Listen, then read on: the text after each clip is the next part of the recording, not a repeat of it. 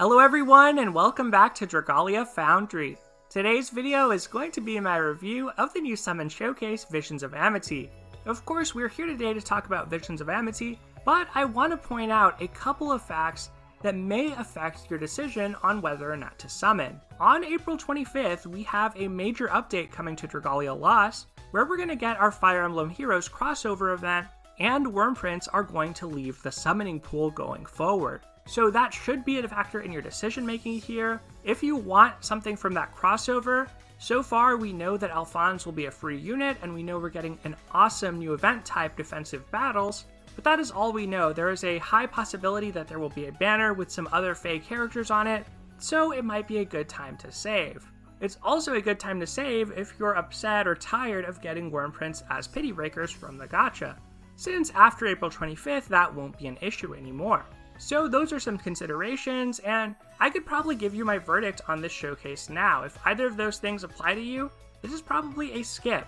And at the very least, if say you're crazy about Sylas, or maybe you're crazy about Pazuzu or Maribelle and want to try summon them while they have a raid up, definitely wait until the 24th so that you have the most information possible and get to see that preview of what's coming up next before you make your decision. Of course, we're still going to talk about all the featured items today, the 2 dragons and the 3 adventurers. Timestamps are on screen now, so if you'd wish to skip ahead, you can do so. But we're going to go ahead and jump into our dragons today. No Wyrmprints this time around. This is the first review I've done where Wyrmprints are not on the showcase. They've taken them off since they're going to be leaving the summoning pool, but do note you can summon them on this banner. They're just not given a rate up.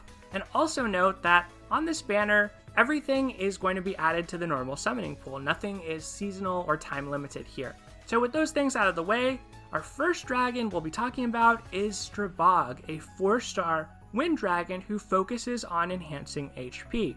Once max unbound, Stribog can enhance or increase the HP of the user by 45% for wind adventurers. Now that is a pretty nice chunk of HP. It's what's standard on a 4-star dragon from the gacha pool, but the problem for Stribog is HP is not really needed in a lot of the hardest content where you want to bring wind adventurers. So we didn't know this until now, but High Mercury's Trial puts a significantly higher demand on dealing damage than it does on having the HP needed to survive. So even for healers like Lowen, it's pretty standard in that fight to bring a dragon who can also enhance your strength. Although that's not absolutely necessary, and you can technically run an HP dragon on Lowen and still clear just fine with the right team, because of that I do feel Stribog has taken a pretty big hit. He was already one of the weaker 4-star dragons, and now I think he's just at the bottom of the barrel. This isn't really a reason to summon. Rock is certainly going to be a better dragon most of the time.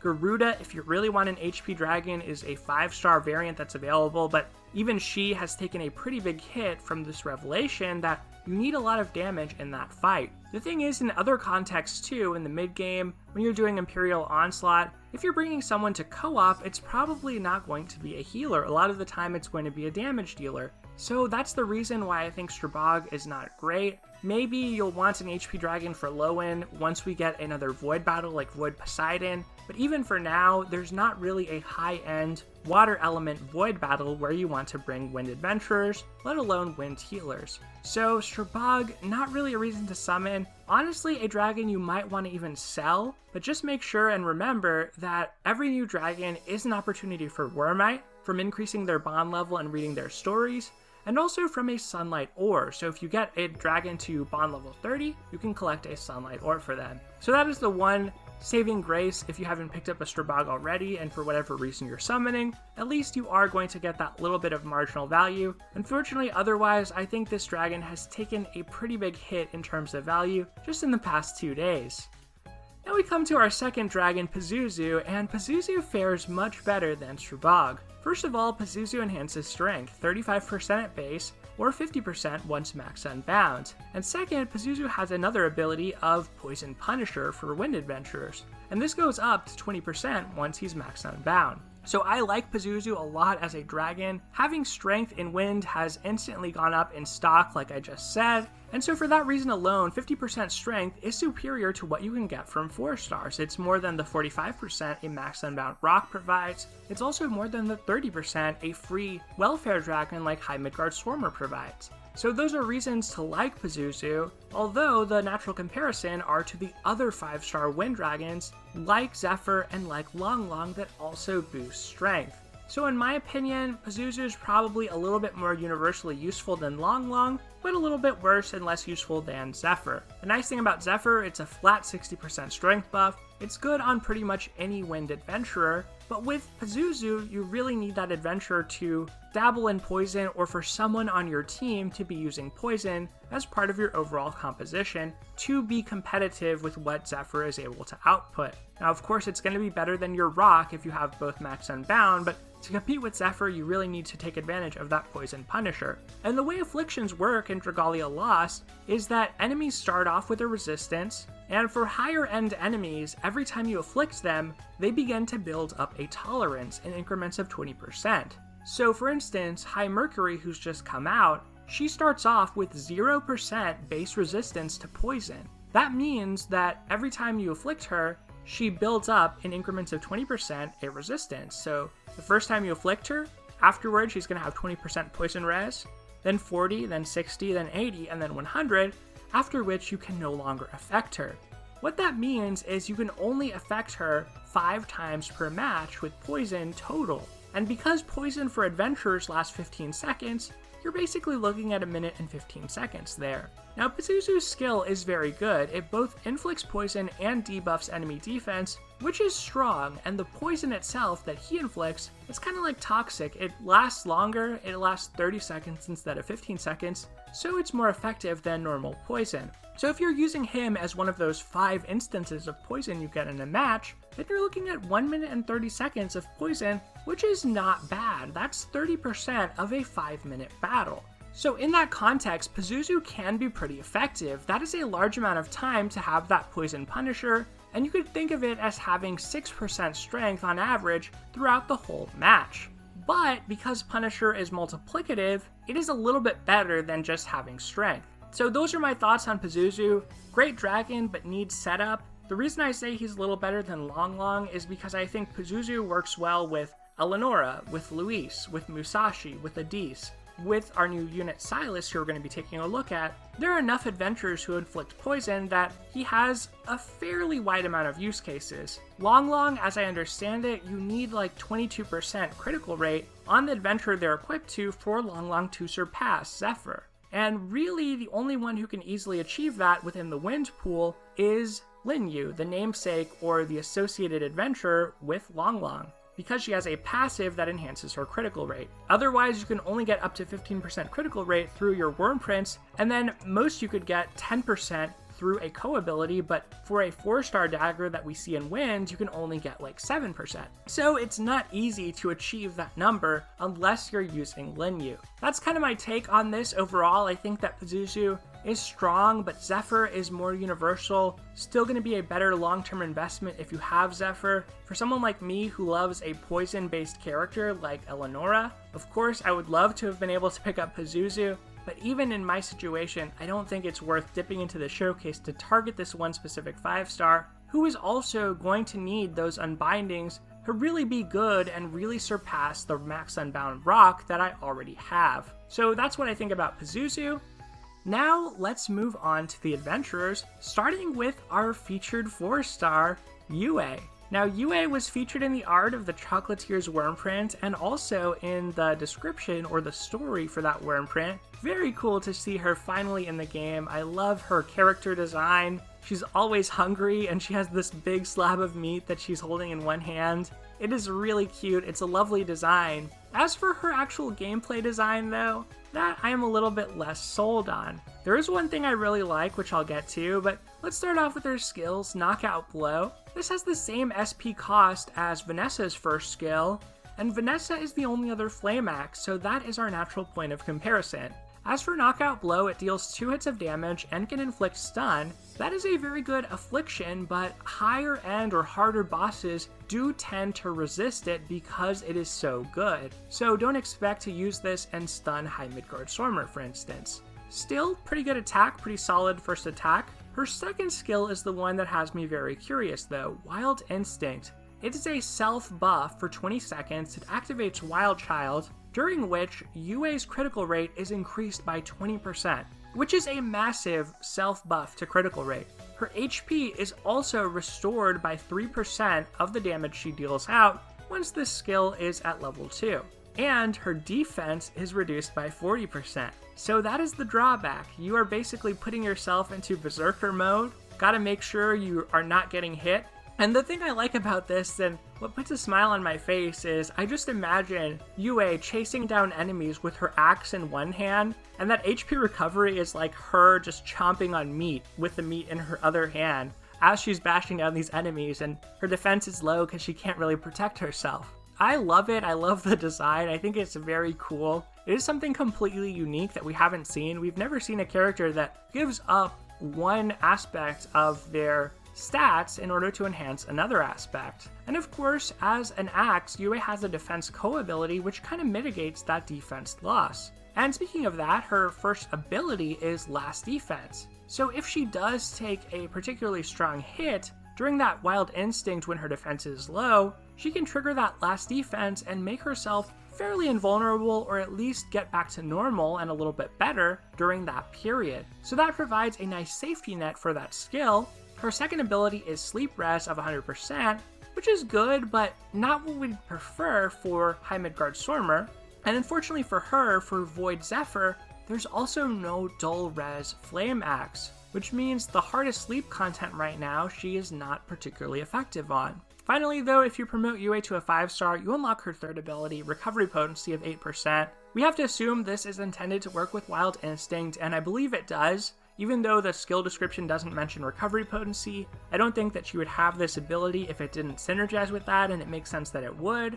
It means that she could probably be a pretty good sustain tank if you can dodge fairly well when that Wild Instinct is active. You can get a good amount of healing in, which I really like. So overall, Yue's design I think is very sweet. Unfortunately for her, the part that's a little bitter, part that's a little bit hard to swallow is there's just not content that really puts her skill set to the fullest, and especially with the lack of a Flame Dull Res weapon, she's not especially good against Void Zephyr, she's not especially good against High Midgard Stormer because it inflicts stun, so that puts her in kind of an awkward position where the hardest content she can excel at is Wind Imperial Onslaught, where there are already lots of options, everyone from Cerise to Naveed to Karl, Melsa, Ezilith, Sinoa, Vixel. There are a lot of Sleep Res characters to take on that fight, and it's one of the easier Imperial Onslaughts to beat. So that is kind of the tough break for Yue, but let's go ahead and talk about builds because I can see a lot of people just loving Yue and wanting to build her anyway.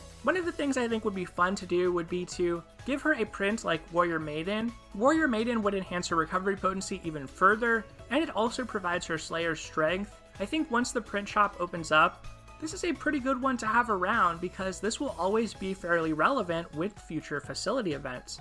All of those involve waves of enemies, and so that Slayer's strength is always going to have potential there, and maybe when a sleep-focused event comes out, you could bring your Yue in particular and do really well. Besides that, I think that Kung Fu Masters being an axe-focused print is also going to be awesome for her. One of the things that really stands out in her kit is how much she can boost her own critical rate, and Kung Fu Masters would give her a 12% boost just all the time, a static boost. That is very strong, as well as boosting her skill damage.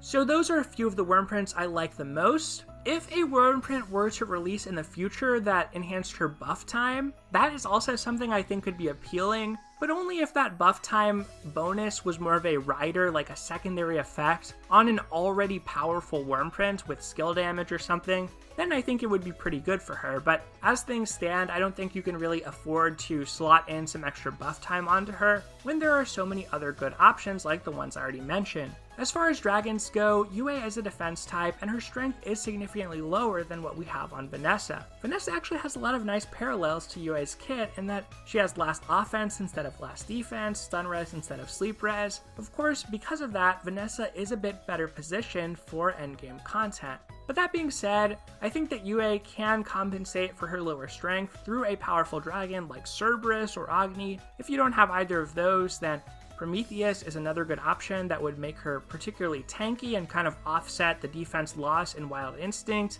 or you could use Ifrit as a 4-star that's pretty easy to max unbind. All of those dragons enhancing strength would be pretty compelling for her. As far as teammates go, I think Yue stands alone pretty well with her kit, but you could try to bring other sleep res adventurers with her. I think that makes the most sense and is one of the more unique aspects of her kit. You could bring somebody like Sinoa for giving her a wide range of buffs, max HP buffs, defense buffs, critical buffs that would work well with her Wild Instinct, either to protect her or further her damage. Another adventurer I think you could use with her pretty effectively would be someone like Ezreal to give her that critical rate co-ability, and also, since Ezreal can debuff enemy defense, the reason I don't list Naveed or Karl is mostly because of their Slayer strength. I think they want to be in the player's hands, and it's a little harder to use them as AI teammates because you want to proactively be defeating enemies with them. But really, any sleep res adventurer I think would synergize well enough with Yue. There's nothing that especially stands out as comboing with her kit. For weapons though, this is where things I think are pretty good for Yue. The 5-star axe that you craft using Twinkling Sand is good. It is good for Yue because it increases her critical damage by a massive 50%.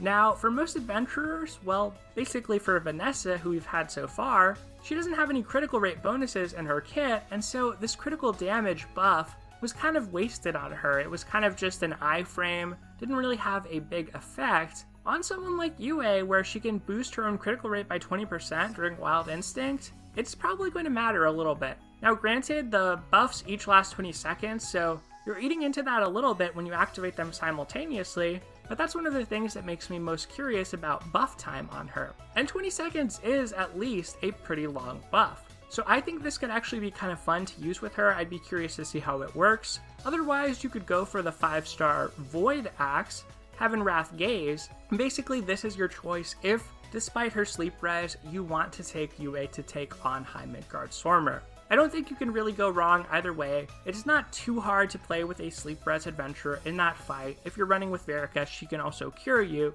so I wouldn't really worry too much if you love Yue and want to use her, especially if you don't happen to have a Vanessa. Overall, I like Yue. I think that she just needs that piece of content that she really shines in. Maybe it'll be the new defensive battles where you have to fight waves of enemies and defend certain choke points. I could see Wild Instinct and being able to heal herself coming in handy in that type of fight. So I am hopeful for Yue. I hope that she finds a good use, and I just think she's a really adorable adventurer.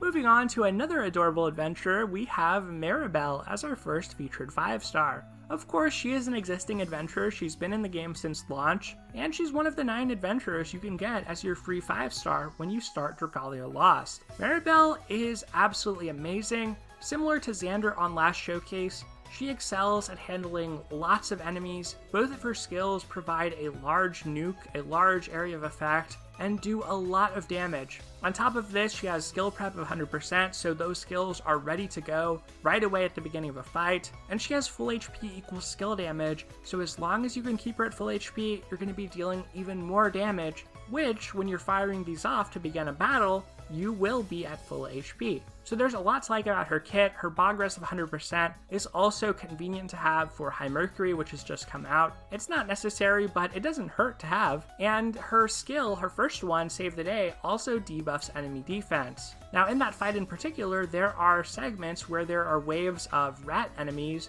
who you need to dispatch fairly quickly if you were to encounter them the way you played through that fight. If you break at the right time, you may not fight them, but if you don't, you have to take care of them quickly or your team will basically wipe. So that is very important, and I think for that reason, Maribelle has a very solid role to play in that battle. And on top of that, she has the skill damage co-ability, which given that fight demands so much strength and power, it's more about damage than it is about survival in some ways. I think that that is a very good co-ability to bring to the table as well. So Maribelle is a fantastic adventurer, great for facility events, great for Imperial Onslaught, good for void battles, but there's not really a harder water void battle right now, so for Frost Hermit, sure, she can take it out, but so can other adventurers, and great for high dragons. There's a lot to love about Maribelle. As far as building Maribelle, basically I think you want to stack even more skill damage on her. That's kind of the name of the game. If you're confident you can maintain full HP, then you could go back to an older print like Witch's Kitchen, which lets you hit the skill damage cap for Worm prints in only one print.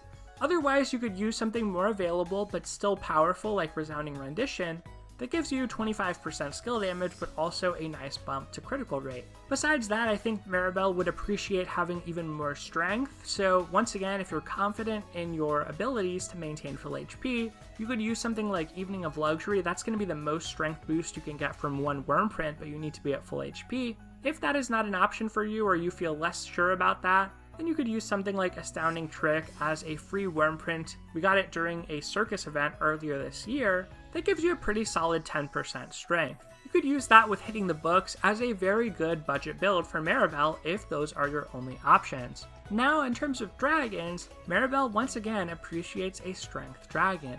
It was believed that ranged characters for High Mercury would need a mix of HP and strength in order to survive, and so a lot of people, myself included, invested into their High Midgard Stormer, grinded it out, got him max unbound, and had them ready for their ranged characters. As it turns out, you can probably just use a strength dragon. As a budget pick, you could use Rock, and if you have it, Zephyr would be the strongest choice for Maribelle.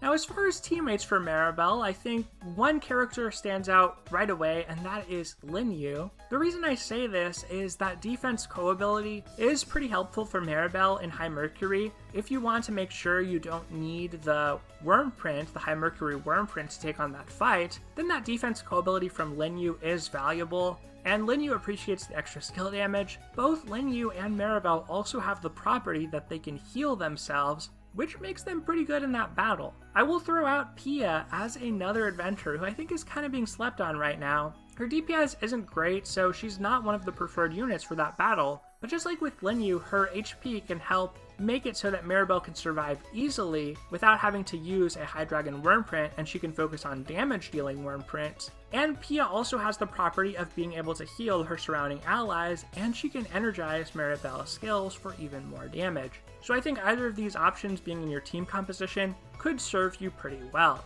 Finally, for weapons for Maribelle, the 5-star Wind Wand is going to be better for her just because of the stats. The self-heal helps keep her at full HP, it's not irrelevant on her, and the cooldown on a third skill is low enough anyway that I don't think it really matters too much. I don't think there's a lot of lost DPS, the fact that it's not an attacking skill. I actually think the heal is probably a little bit better for her, but of course, if you're going for a more budget build, her 4-star weapon having a third attack, it's not bad, it's not irrelevant either, it's a pretty good weapon. I just think, as it turns out, the 5-star, because of the stats, and because of that heal keeping her at full HP, it's probably going to be a little bit better. It's better than it looks for sure.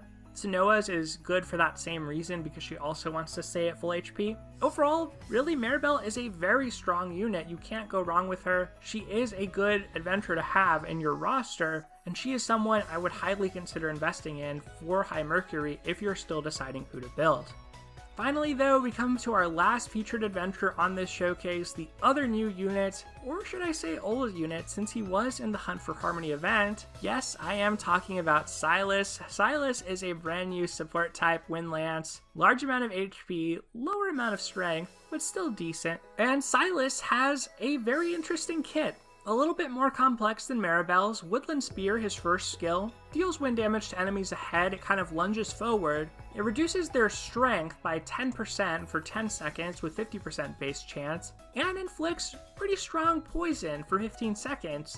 His second skill, Inspiriting Scent, increases the entire team's skill gauge fill rate by 20% for 15 seconds, and applies one of the following at random. You either get 20% strength, 20% defense, or you get 15% max HP. The first two last for 15 seconds, and the max HP lasts for the remainder of the quest, with 30% being the most max HP you can get. So, Inspiriting Scent stands out, unfortunately, because its SP cost is really high. It's basically the second slowest to charge adventurer skill in the game after Valentine's Hildegard's second skill. Now, technically, it's the third slowest to charge because Albert's charges passively, but the SP cost is very, very high. It's crazy high, so you can never charge it using basic attacks. However, I don't think this is necessarily too bad a thing for Sylas. Even if you can get off Inspiriting Scent, say, 3 times in a quest, that might be good enough, and I do think it enhances the value of skill prep on him quite a bit.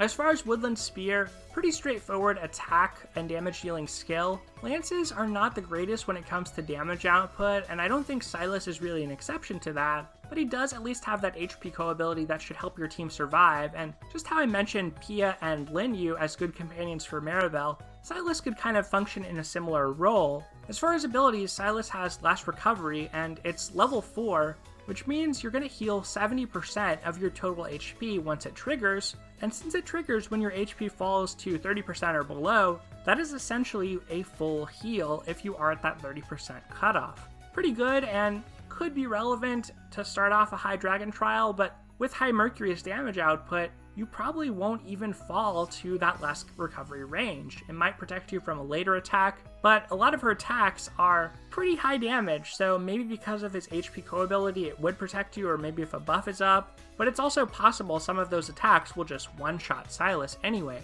The other thing about Sylas that is a little bit troubling is his freeze res of 100%. Of course, that is good for Water Imperial Onslaught. That's where you want to be bringing freeze res adventurers because the enemies that you face there inflict freeze. Unfortunately, High Mercury doesn't inflict freeze, it's not particularly good against her, but the positive is everything other than the initial attack that you face in that battle can be dodged. So freeze res isn't as big of an issue as it might have otherwise been. It's manageable to bring a non-bog res character to that battle, and someone like Melody is even one of the best characters to bring to that fight. So I think Sylas will be able to be used there fairly effectively. His last ability of HP 70% equals strength is also good. It's a nice amount of strength to have. He's not particularly adept at skill damage, so I think having that raw strength is probably better for him. And with his last recovery, it shouldn't be too hard to maintain that threshold,